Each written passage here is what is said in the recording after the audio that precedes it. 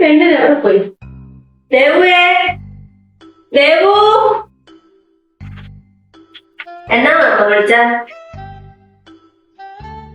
എടി, നിന്നോട് ആ മുറ്റം അടിക്കാൻ പറഞ്ഞിട്ട് നീ അടിച്ചു വാരിയായിരുന്നോ? ഇല്ല.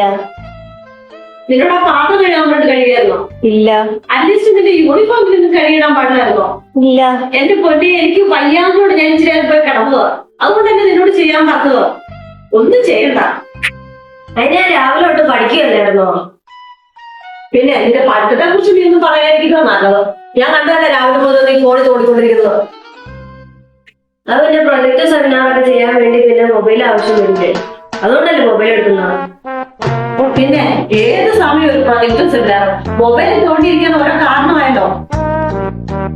ഞാനും എന്റെ ദൈവമേ, അപ്പത്തെ വീട്ടിലെ ആ കൊച്ചിനെ കണ്ട് പഠിക്കാൻ ഞാൻ കഴിഞ്ഞ ദിവസം അവിടെ ചെന്നപ്പോ അവളുടെ അമ്മയ്ക്ക് സുഖമില്ലാത്ത അവിടെ എന്തൊക്കെയാ വീട് ചെയ്ത് രാവിലെ കുട്ടി പഠിക്കുന്നു, ചായ വയ്ക്കുന്നു, തുണി ഇറക്കുന്നു, എന്തൊക്കെ കണ്ടു കോടിയായി ഇവിടെ ഓർമ്മയുണ്ട്. എന്തിനും കൊള്ളാം. അമ്മച്ചി അമ്മ എന്നെ അപ്പുറത്തെ വീട്ടിലെ കൊച്ചിനെ വേണ്ടി കമ്പയർ ചെയ്യാറ്. അങ്ങനെയാണെങ്കിൽ അമ്മച്ചിനെ പറ്റി ഞാൻ എന്തോരം ബാക്കിയുള്ള അമ്മമാരായിട്ട് കമ്പയർ ചെയ്യണ്ട. അവരുടെ അമ്മമാരാണ് അമ്മ. ഫുഡ് വാരി കൊടുക്കുന്നു, കൂട്ടുന്നു, പറക്കുന്നു, സ്നേഹിക്കുന്നു, എന്തൊക്കെ ഇതാന്നറിയോ? ഇവിടെ ഉണ്ടോ ഒരെണ്ണം. പിന്നെ അവരുടെ അമ്മമാർ എന്ത് സുന്ദരിയാന്നറിയോ? അതെന്നാ വർത്തമാനം വേണ്ടി കൊച്ചെ നീ പറയണത്? കഴിഞ്ഞ ദിവസം അവിടെ നിനക്ക് ഞാൻ ചോറ് വരുത്തുന്നതിന് നിന്റെ സ്കൂളിലേക്ക് വിട്ടത്. പിന്നെ നിനക്ക് ഇപ്പൊ എനിക്ക് സൗന്ദര്യമില്ല, ഗ്രാമറില്ല, നിനക്ക് മറ്റുള്ള അമ്മമാരെ മാത്രമേ പിടിക്കുള്ളൂ.